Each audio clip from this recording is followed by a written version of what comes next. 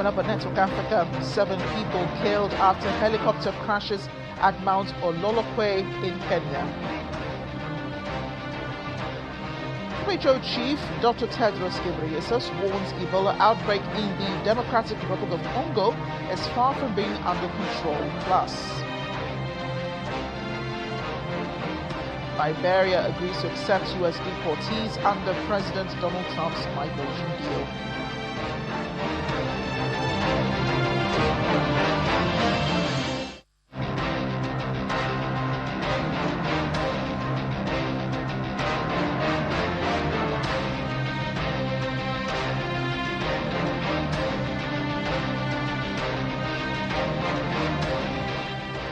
Hello, welcome to the program. I'm Amarachi Ubani.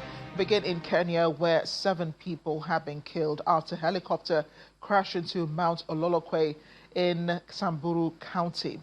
Local media reports the helicopter, which was carrying tourists, crashed, killing all 6 people on board, including the pilot. Their identities have yet to be confirmed. The Kenya Civil Aviation Authority says the crash happened at about 9:13 local time during a scenic flight from a wildlife conservancy in Loisaba to Ewaso, Nyero. According to authorities, the aircraft, a Eurocopter EC-130B4, came down in the Mount Ololokwe area with smoke rising from the crash site.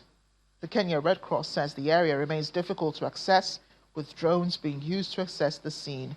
Kenya's Transport Ministry and the Air Accident Investigations Department are expected to lead an investigation into the cause of the crash.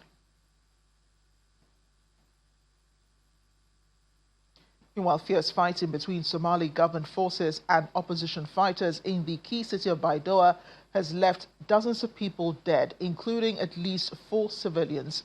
Nearly 100 people were wounded. The fighting erupted on Monday when militia, loyal to former Southwest State President Abdiaziz Laftagarin, attacked government positions on the outskirts of the city. Somalia's federal government accused the fighters of working alongside the Al-Qaeda-linked militant group Al-Shabaab, a claim state officials say was supported by the discovery of Al-Shabaab fighters among the dead and captured. However, calm has returned to Baidoa, with soldiers patrolling major streets and inspecting buildings and vehicles damaged in the clashes. The violence is putting further pressure on hospitals in the city, already hosting more than 500,000 people displaced by conflict, drought and hunger. The fighting also highlights growing tensions between Somalia's federal government and regional authorities as the country struggles to contain the long-running Al-Shabaab insurgency. To health matters now, Director General of the World Health Organization, Dr. Tedros Ghebreyesus, says the Ebola outbreak in the Democratic Republic of Congo is far from being under control. The outbreak, he says, remains a global health emergency with a high risk of spreading to more countries in the region. The deadly hemorrhagic virus has been spreading across the Central African country since mid-May, with Dr. Ghebreyesus telling an emergency gathering of experts that it is moving faster than any previous one. An incident manager with the World Health Organization, Dr. Tieno Balde, highlights more challenges, speaking of hostility from some local communities, complicating efforts to contain the disease. The health workers say attacks on medical teams and vehicles have become a recurring issue, with ambulances being attacked, describing such incidents as a regular threat to healthcare services. Almost on a daily basis, we face some kind of reaction, from the communities. And again, these are difficult situations. People are having their relatives who are sick, who are dying.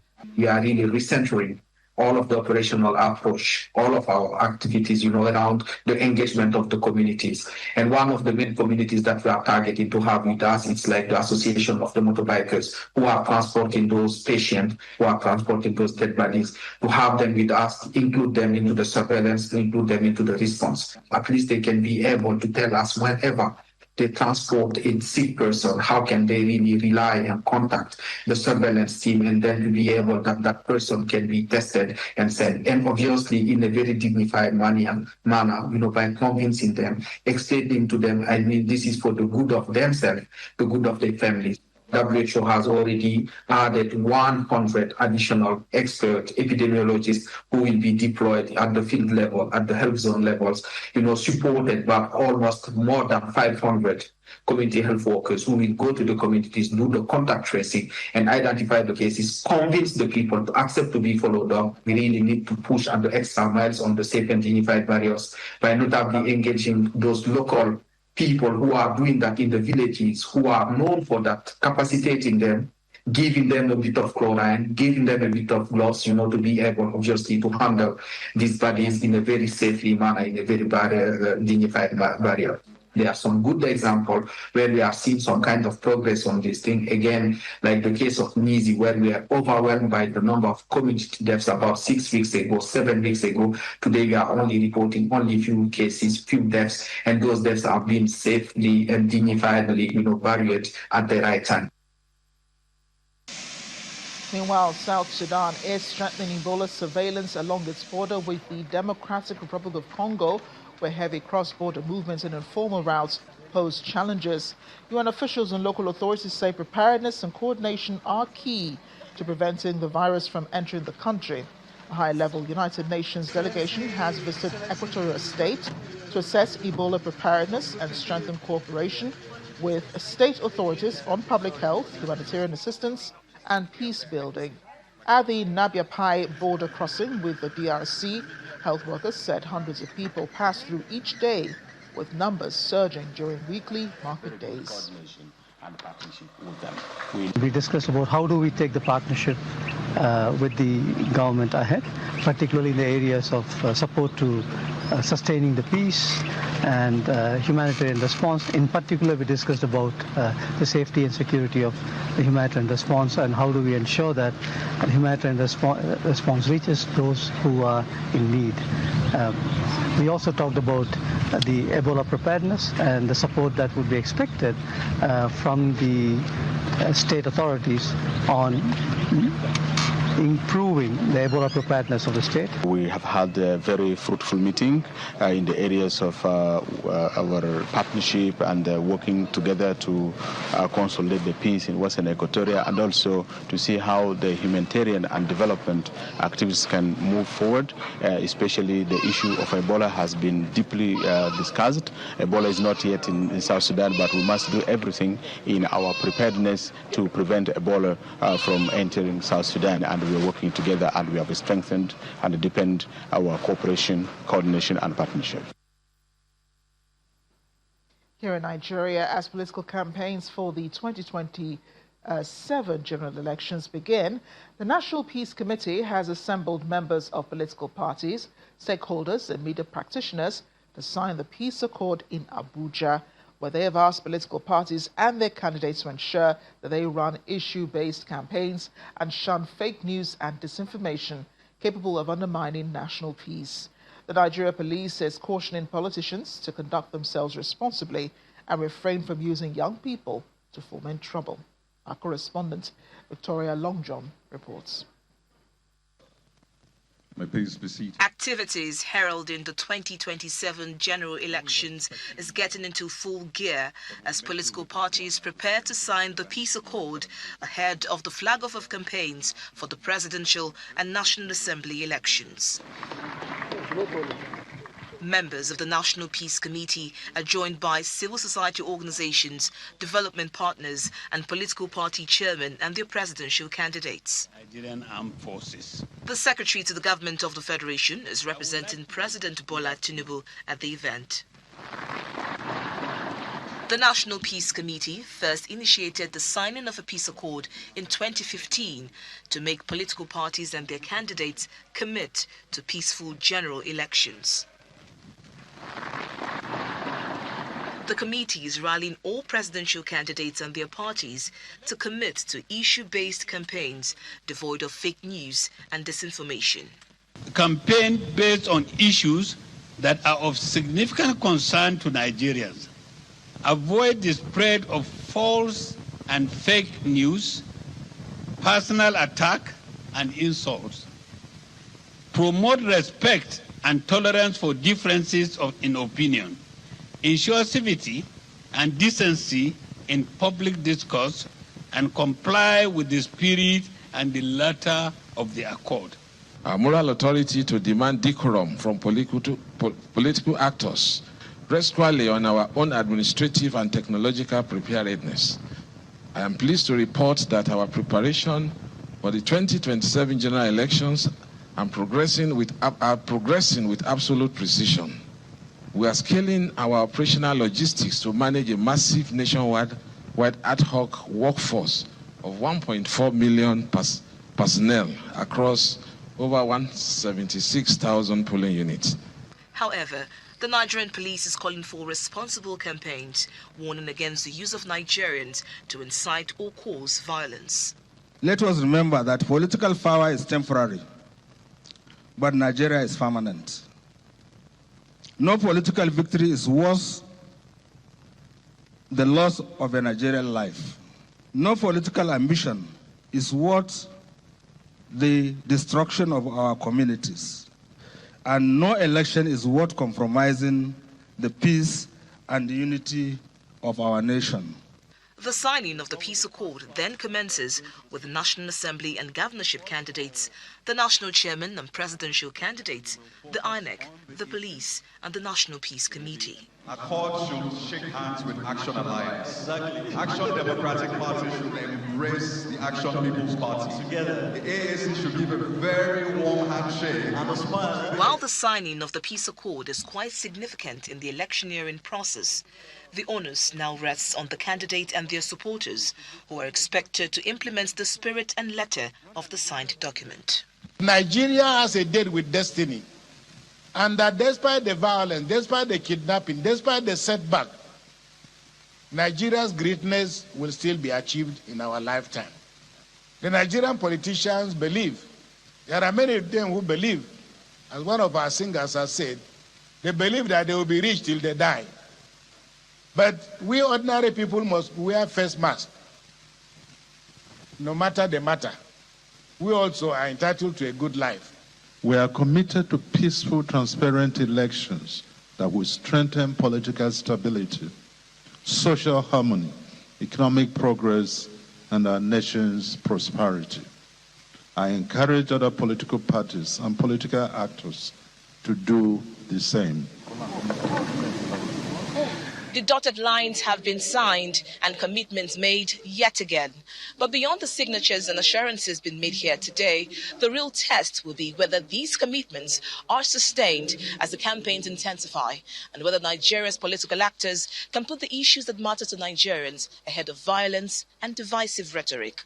From the International Conference Center, Victoria Longjohn, Channels Television News.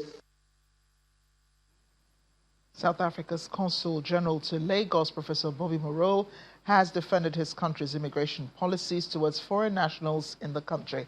Speaking at a special roundtable at the Nigerian Institute of International Affairs, Professor Moreau highlighted the discrimination by Africa and the rest of the world in labeling South Africa as a xenophobic country because of recent attacks on foreigners, while ignoring inhumane treatment of migrants in other parts of the world. The conference chamber of the Nigerian Institute of International Affairs is venue for this all-important conversation on xenophobic attacks in South Africa. And the man in the hot seat is the South African Consul General, Professor Bobby Moreau, who has honored this invitation. Setting the tone for the discussions, the Minister of State for Foreign Affairs, Ambassador Shola Enikolai, speaking via Zoom, calls out what he terms Afrophobic attacks in South Africa, saying one can be patriotic without hating other countries. Patriotism says, I love my country. Xenophobia and Afrophobia say, I must hate yours in order to love mine. The first can build nations. The second ultimately destroys societies.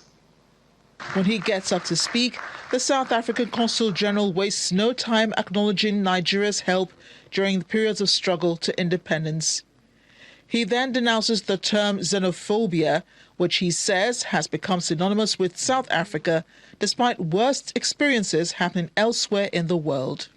Investigations by IOM, the UN and international media have documented African migrants being held in detention centers, sold in slave markets, beaten and exploited. Professor Moreau takes the time to highlight South Africa's largesse towards foreigners. If we were really xenophobic, we would not write everyone in our constitution. Summing up the conversation outside the conference chamber, the Director General of the Nigerian Institute of International Affairs refers to internal xenophobia, which has snowballed into the present-day situation in South Africa. The history of black-on-black violence, is not one that you would forget in a hurry. So I think that this is an African problem now. The discussion became even more honest after a while here at the chamber of the Nigerian Institute of International Affairs as research fellows and analysts became even more suggestive of opinions that could help resolve the issue between both countries. At the end of the day, they decided this has to be joint efforts. At the Nigerian Institute of International Affairs here in Lagos, Amarachi Ubani, Channels Television News. We're off on a short break now on Network Africa, still ahead. Sudan's short-stature football team prepares to carry national hopes to the World Cup in Morocco in November. Please stay with us.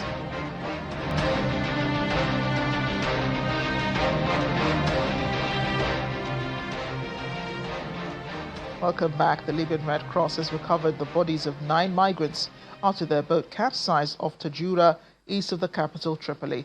Pictures released by the rescue group shows Red Crescent teams carrying bodies in white plastic bags along the shore. The Tripoli branch says its teams recovered the 9 bodies over the past 2 days. Its search and rescue operations continuing in coordination with local authorities. More bodies are expected to wash ashore. According to local authorities in Tajura, the boat was reportedly carrying 19 people. Libya remains a major transit point for migrants attempting to reach Europe across the Mediterranean. The International Organization for Migration identified 943,748 migrants in Libya between March and April 2026, spread across 100 municipalities. Meanwhile, Libya's worsening power crisis is putting pressure on critical infrastructure and fueling public frustration over deteriorating living conditions. UN Special Representative for Libya, Hannah Sewa Tete, disclosed this while addressing the UN Security Council, saying the country faces a striking paradox as around $1 billion is spent each month on fuel imports, yet electricity systems remain vulnerable to fuel shortages. The need to move Libya's political process forward remains crucial. The recent widespread electricity outages and public discontent, exacerbated by a prolonged heat wave, have exposed the consequences of institutional fragmentation, large-scale diversion of public resources, underinvestment, and uncoordinated decision-making, all of which are essentially failures of governance. Critical infrastructure is increasingly vulnerable to pressures that Libya cannot ignore due to its impact on people across all 3 regions of the country. The crisis highlights a striking paradox.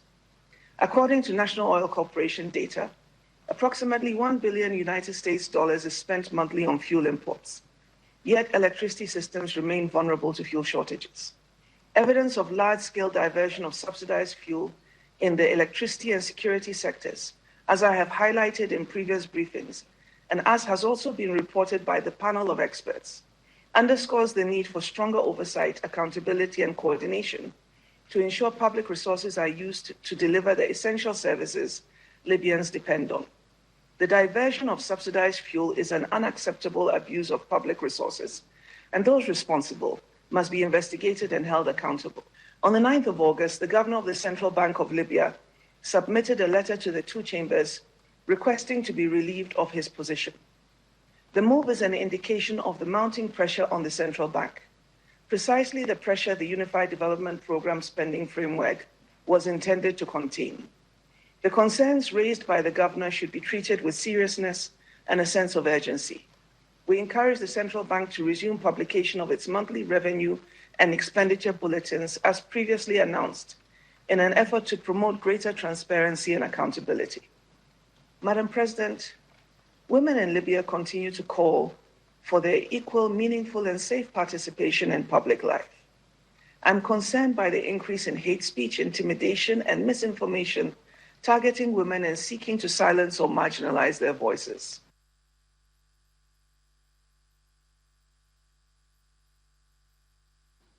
Liberia is set to receive up to 1,200 people deported from the United States in one of the largest arrangements under President Trump's immigration policy. Liberian authorities say the deportees will arrive over the next year, with the first group of 20 people expected tomorrow. The agreement comes as Washington expands deals with African countries to accept people deported from the United States. The arrangement also raises concerns among migrants' rights advocates over the treatment and safety of some deportees.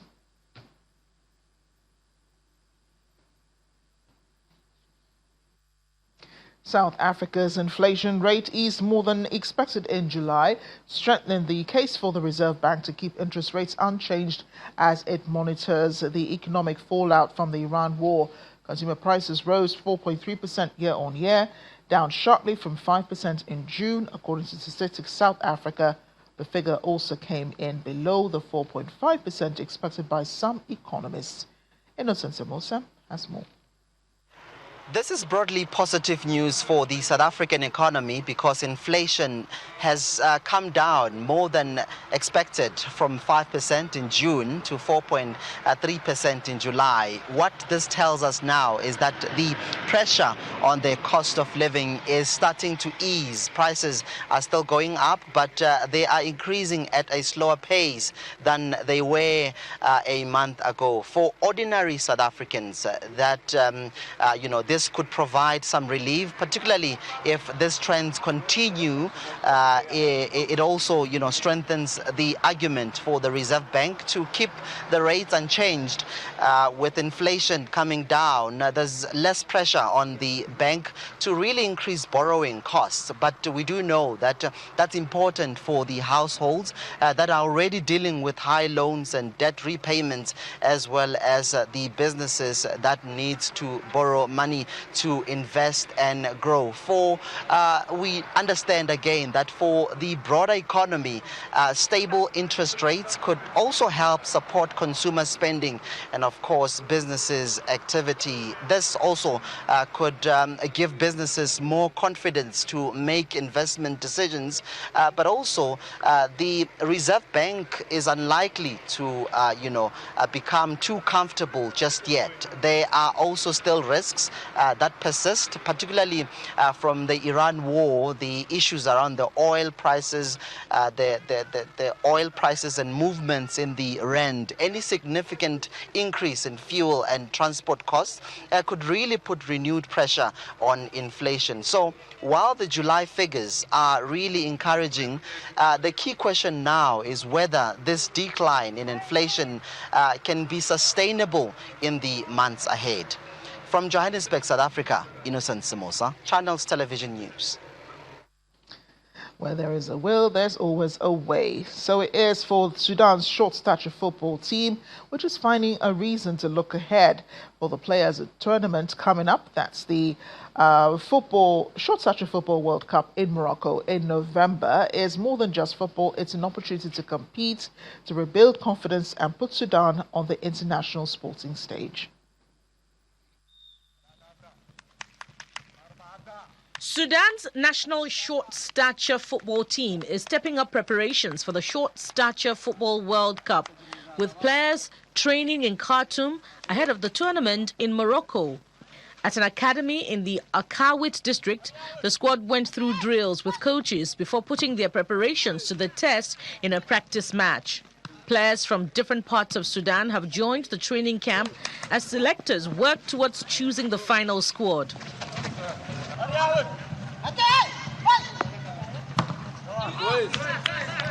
Mohamed Kisha, president of the Sudanese Federation for Short Stature Sports, says more players are expected to arrive from several states. The additional players will bring a real boost to their fellow players. Then, the technical staff will select the most prepared players with the utmost readiness to shape the squad that will represent Sudan.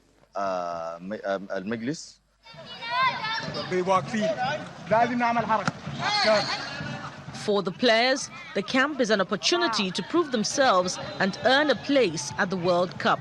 The team's captain, Shuaib Al-Haj, says conditions have also improved, with players now receiving essential equipment and logistical support, including football boots, clothing and transportation.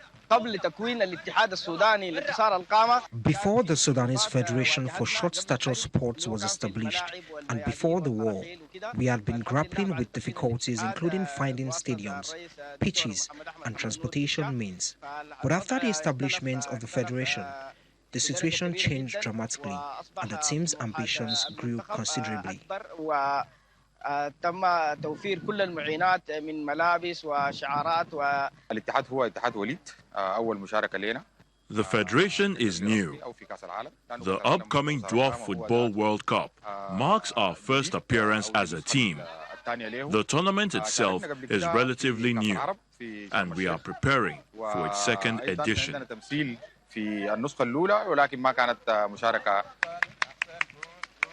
The squad is expected to continue its preparations in Egypt before traveling to Morocco, where the tournament is scheduled to take place in Rabat from November the 20th till the 30th.